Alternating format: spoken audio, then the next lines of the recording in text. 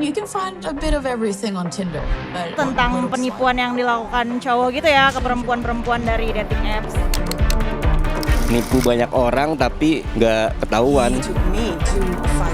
Kan biasanya banyak yang gampang baper. Kok ada sih ada orang yang kayak gitu.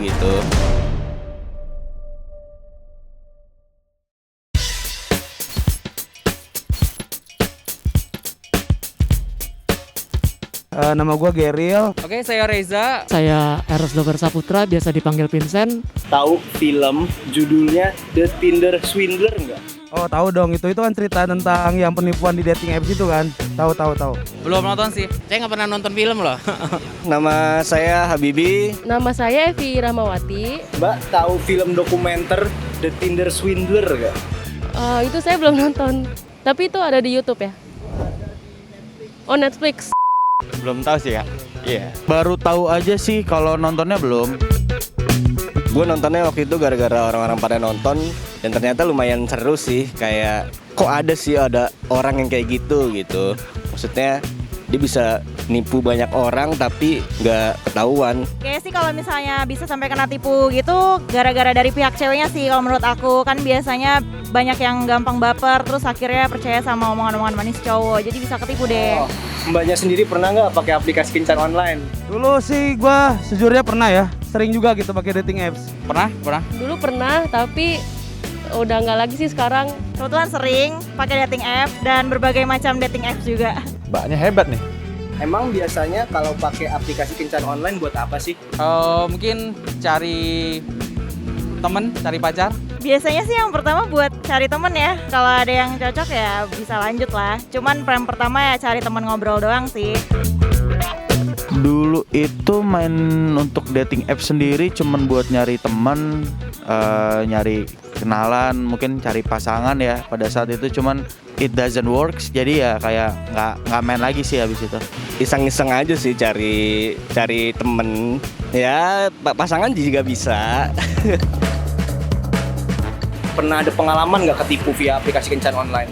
Sejauh ini sih belum ada yang ketipu. Nggak ada ya? Alhamdulillah nggak ada. Saya sendiri pernah ketipu sih. Kalau penipuan bisa dibilang penipuan muka kali ya. Jadi Waktu itu pernah ketemu sama orang tapi orangnya bukan dia. kayak di mukanya itu ada nih profil picture-nya cakep ya kan. Tapi pas ngajakin ketemu kok jadi zong ya gitu. Mungkin dari yang di chat sama yang di pas ketemunya berbeda. Nah kalau di situ udah harus kita hindarin sih. Kalau teman sih banyak lah, hampir rata-rata, termasuk saya sendiri pun pernah hampir kena seperti itu. Kebanyakan biasanya kalau nggak ada yang soal uang. Kalau kita mau mulai sama dia, kita harus kirim transfer uang. Soalnya kan berbahaya buat nanti ke depannya. Jadi kalau misalnya berbeda antara chat sama nanti di real life-nya, udah kita skip aja gitu. Kalau bisa kita pergi, jangan diterusin lagi. Gimana cara Mbak ngenalin penipu via aplikasi kencan online itu? Kalau aku sih biasanya kalau misalnya cuman sampai di dating apps-nya aja nggak mau terlalu percaya sih. Mungkin lihat profilnya ya. Jadi kita lihat dulu profilnya sebelum kita ketemu sama seorangnya tersebut. Itu pasti ada verified akun kan. Kayak lu harus verified ke Instagram ataupun ya media-media sosial. Pertama itu bisa jadi poin buat lu buat nentuin nih dia penipu atau enggak. Tapi kalau misalnya udah kenal teman-temannya juga dari sosmednya, udah punya nomor teleponnya juga segala macam dan udah pernah ketemu, baru bisa nge-gain trust aku ke dia gitu. Sepenting apa memang ngecek latar belakang? Coba Mbak kasih alasannya. Penting banget. Kalau menurut gua sangat penting sih ya. Sangat penting. Sebenarnya tergantung sih, kalau misalnya kamu mau serius ya pasti background check itu penting banget. Karena kan emang kita kan nggak tahu orang asing gimana, yang apalagi yang baru kenal gitu. Ya kita harus mencari tahu dulu, kita kan ketemu siapa nih, dia ini kayak gimana, orangnya seperti apa. Sangat-sangat penting sih buat ngecek background ya. Karena kayak lu kenal orang baru nih tapi lu nggak tahu siapa, seenggaknya kan Kita tahu orang itu seperti apa dan kita tahu juga kesehariannya dia seperti apa. Kalau kita bertemu orang dengan gampang yang kita percaya, ya itu akan menjadi ini sendiri buat kita, kerugian sendiri. Orang terdekat aja kadang bisa ngebohongin kita gitu, nipu kita, apalagi yang kita nggak kenal sama sekali, orang asing gitu. Bagaimana cara Mbak memproteksi diri agar tetap aman nih pas gunain aplikasi kencan online? Jangan terlalu serius. misalkan udah nyaman, udah oke, baru aja ketemu dan lebih untuk ngobrolin profesinya, lebih langsung ke real gitu kalau ketemu aja kayak gitu sih. Lebih baik kita berkomunikasi langsung di real life gitu daripada di dunia maya. Karena semua orang di dating apps itu mencari sosok gitu. Nggak cuman kita doang orangnya, tapi banyak kandidat yang lain. Gak usah dipakai tuh dating apps, ketemu langsung aja. Ya, selamat malam. Nama saya Pramudia Oktavinanda dan hari ini kita akan membahas tentang penipuan online yang biasanya dilakukan lewat dating apps. Nah, penipuan online ini kalau berdasarkan data yang available di Indonesia saat ini, ternyata kasusnya itu sudah mencapai lebih dari 100.000 ya kalau kita lihat di websitenya Kominfo. Dan kalau dilihat juga dari data Bareskrim, ternyata perkara ini adalah perkara kedua terbesar sebenarnya untuk cybercrime dan banyak sekali sebenarnya korbannya. Timbul pertanyaan, kenapa ada banyak orang yang bisa terkena jebakan penipuan online seperti ini? Bagaimana sih hukum di Indonesia mengatur tentang penipuan online? Kalau kita bicara di Indonesia, yang namanya penipuan itu ya melanggar KUH pidana, ya kan? Barang siapa menggunakan martabat palsu atau menggunakan kebohongan untuk mendapatkan keuntungan untuk dirinya sendiri maupun orang lain, nah itu bisa dipidana penjara paling lama 4 tahun. Tapi walaupun sudah ada peraturan pidana seperti itu ya, tetap saja kejadian banyak kasus-kasus seperti ini. Nah, kalau kita lihat sainsnya, ini sebenarnya banyak psikologinya juga yang terlibat. Kalau kalian pernah dengar kasus Nigerian Prince King, ya kan? Yang orang email ke berbagai macam orang yang isinya mengaku sebagai pangeran dari Nigeria, yang bilang bahwa dia itu punya warisan, dan warisannya itu akan dikasih ke kita kalau kita mau melakukan sesuatu tuh dia, termasuk mentransfer duit. Ternyata di emailnya itu penelitian menunjukkan banyak sekali menggunakan typo dan bahasa-bahasa yang salah. Kenapa?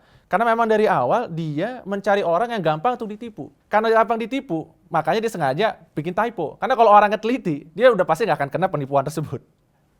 Tentu sekarang timbul pertanyaan, kalau ada banyak orang yang bodoh gitu kan, tertipu dengan penipuan online seperti ini, apa kemudian mereka layak disalahkan? Atau kemudian ya udah kalau gitu salah mereka sendiri nih? Tidak seperti itu.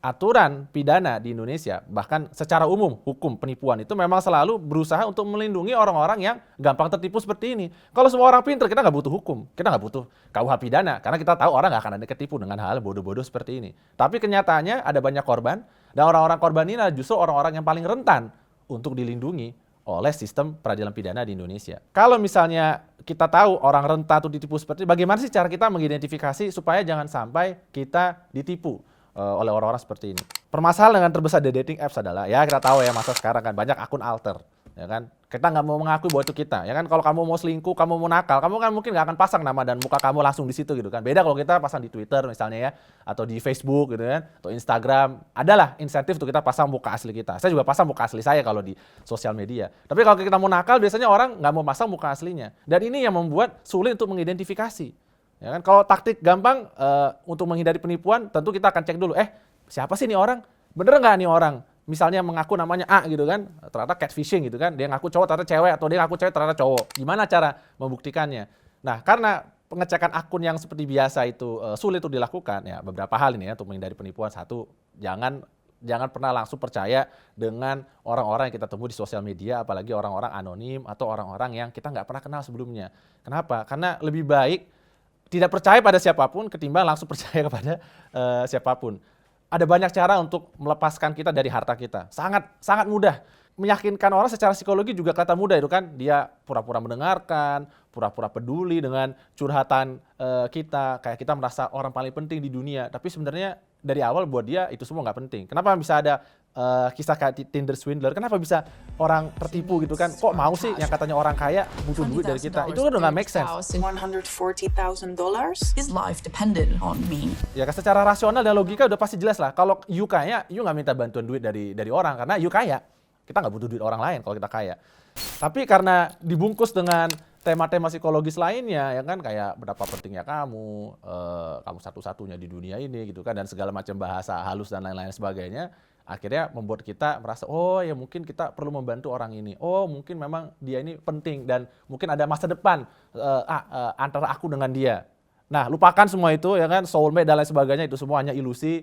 Kita mungkin percaya dengan hal seperti itu, tapi percayalah 99,99% apa yang ada di dunia maya itu adalah memang beneran virtual atau beneran hanya ilusi saja. Nah, oleh karena itu begitu ada orang ya kenalan sama kita, tiba-tiba langsung minta duit atau minta tolong dan lain sebagainya, lupakan. Itu udah pasti red flag gitu. Karena again coba kita bayangin aja kalau kita ke teman sendiri aja dan lain sebagainya. Karena kita malas ngasih pinjaman duit kan, takut nggak dibalikin gitu kan. Masa ke orang yang nggak dikenal justru kita lebih yakin atau lebih percaya bahwa dia akan ngebalikin gitu kan, dengan segala macam alasan dan lain sebagainya.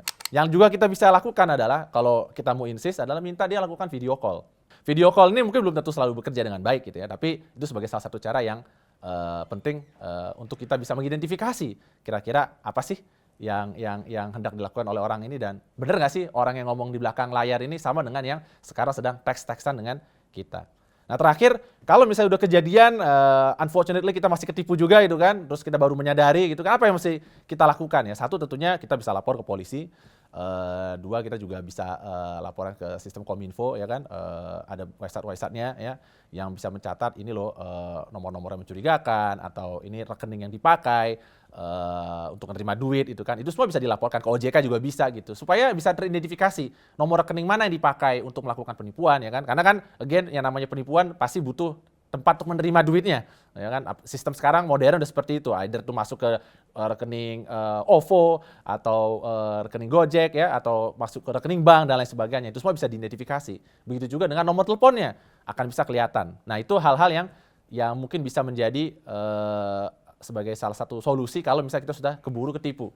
Tapi lebih baik selalu mencegah daripada menyelesaikan masalah setelah kejadian, karena again kasusnya adalah penipuan-penipuan online itu dia akan lakukan skala kecil terlebih dahulu ya kan, ketika korbannya masih lebih sedikit, jumlah uangnya nggak terlalu banyak, sehingga orang yang mau laporin juga males ya kan. Kalau misalnya yang kamu dicuri cuma 100.000 atau 200.000 dan kamu punya penghasilan 10 juta misalnya sebagai contoh, mungkin nggak ada artinya. Mungkin kamu akan berpikir daripada saya capek-capek pergi ngurus ke polisi ya kan, yang saya akan dapetin juga belum tentu balik duitnya nggak seberapa, udahlah saya relain aja. Nah ini modusnya mereka. Biasanya orang ketangkap ketika dia terlalu rakus dan kemudian ngambil duit terlalu banyak sehingga korbannya banyak, akhirnya dia dikejar.